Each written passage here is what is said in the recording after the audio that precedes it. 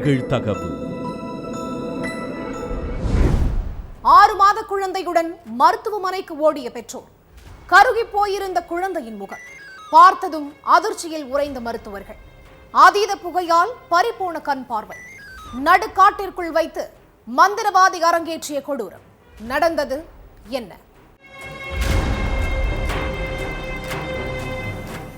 தோள்ல 6 மாச குழந்தையோட அம்மாவும் அப்பாவும் கவர்மெண்ட் ஹாஸ்பிட்டலுக்கு போயிருக்காங்க.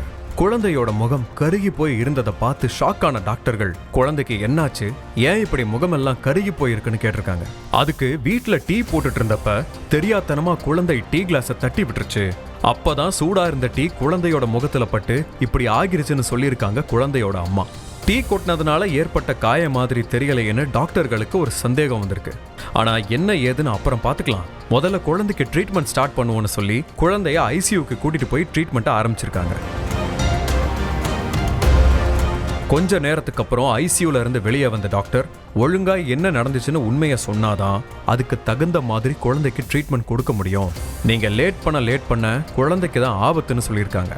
அதுக்கப்புறம் தான் உண்மையிலேயே என்ன நடந்துச்சு, குழந்தைக்கு ஏன் இப்படி ஆச்சுங்கிறத பெற்றோர் வாய் திறந்து சொல்லியிருக்காங்க. மத்திய பிரதேசத்துல உள்ள சிவ்புரி நகருக்கு பக்கத்துல இருக்கு கோலரசுங்கிற ஏரியா. அந்த ஏரியாவை சேர்ந்த ஒரு தம்பதிக்கு 6 மாசத்துக்கு முன்னாடி ஆண் குழந்தை பிறந்திருக்கு. அந்த குழந்தை சமீப காலமா அடிக்கடி அழுதுகிட்டே இருந்ததா சொல்லப்படுது.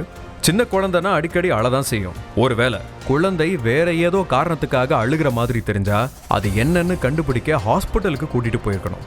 அதையெல்லாம் விட்டுட்டு குழந்தைய அதே ஊரை சேர்ந்த ராகவீருங்கிற மந்திரவாதி கிட்ட அழைச்சிட்டு போயிருக்காங்க அம்மாவும் அப்பாவும்.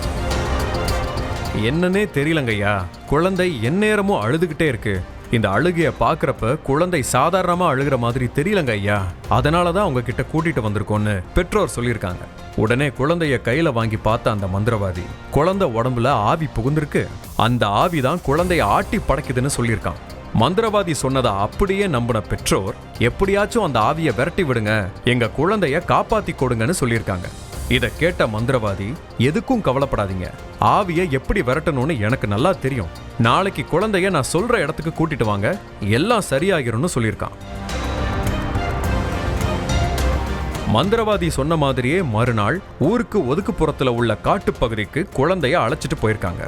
அங்க இருந்த மந்திரவாதி ராகவீர் செங்கற்களை அடுக்கி வச்சு அதுக்கு மேல நெருப்பை பத்த வச்சிருக்கான். தீக்குண்டத்துல நெருப்பு குபுகுபுன்னு எரிஞ்சிருக்கு. அப்ப அந்த 6 மாச குழந்தைய கையில வாங்கின மந்திரவாதி குழந்தையோட கால்ல கயிறை கட்டி தீக்குண்டத்துக்கு மேல தலைகீழா தொங்க விட்டுருக்கான்.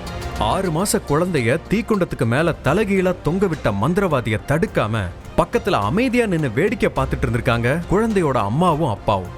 தீக்குண்டத்துக்கு ரொம்ப பக்கத்துல குழந்தைய கயிறு கட்டி தொங்க விட்டதால நெருப்போட வெப்பத்தையும் புகையையும் தாக்கு பிடிக்க முடியாம குழந்தை கத்தி கதறி இருக்கு.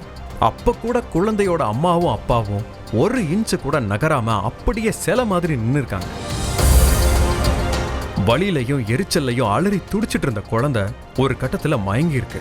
என்னடா குழந்தை அழாம அமைதியா இருக்கேன்னு பார்த்தப்பதான் குழந்தை கைத்திலேயே மயங்கி கிடந்தது பெற்றோருக்கு தெரிஞ்சிருக்கு. அது மட்டும் இல்ல, குழந்தையோட முகமெல்லாம் கருப்படைஞ்சு போயிருந்திருக்கு. எவ்வளவோ தட்டி எழுப்பி பார்த்தும் குழந்தை கண் முழிக்கவே இல்லை. அதுக்கப்புறம் தான் குழந்தைய வேக வேகமா சிவ்புரியில உள்ள கவர்மெண்ட் ஹாஸ்பிட்டலுக்கு கூட்டிட்டு போயிருக்காங்க. டாக்டர் கிட்ட குழந்தையோட பெற்றோர் நடந்த எல்லாத்தையும் சொன்னதுக்கு அப்புறம் போலீஸ்க்கு தகவல் போயிருக்கு. உடனே ஹாஸ்பிட்டலுக்கு வந்த போலீஸ் குழந்தையோட பெற்றோர் கிட்ட விசாரணை பண்ணாங்க. இதுக்கு இடையில நெருப்பு மேல கயிறு கட்டி தொங்க விட்டதுல குழந்தையோட கருவழி கடுமையா பாதிக்கப்பட்டிருக்கணும், அதனால குழந்தைக்கு இப்போதைக்கு கண் பார்வை தெரியாதுன்னு சொல்லியிருக்காங்க டாக்டர். அதை கேட்ட குழந்தையோட அம்மாவும் அப்பாவும் தலையிலையும் மார்பிளையும் அடிச்சுக்கிட்டு கதறி அழுதுருக்காங்க. ஐசியூல குழந்தைக்கு தீவிர சிகிச்சை நடந்துட்டு இருக்கிறதாகவும் 72 மணி நேரத்துக்கு அப்புறம் தான் குழந்தைக்கு கண் பார்வை திரும்பாதாங்கிறத உறுதியா சொல்ல முடியும்னு டாக்டர் சொல்லியிருக்காங்க. இது சம்பந்தமா வழக்கு பதிவு பண்ணியிருக்கிற போலீஸ் தலைமறைவா இருக்கிற மந்திரவாதி ராகவீர வலை வீசி தேடிக்கிட்டு இருக்காங்க.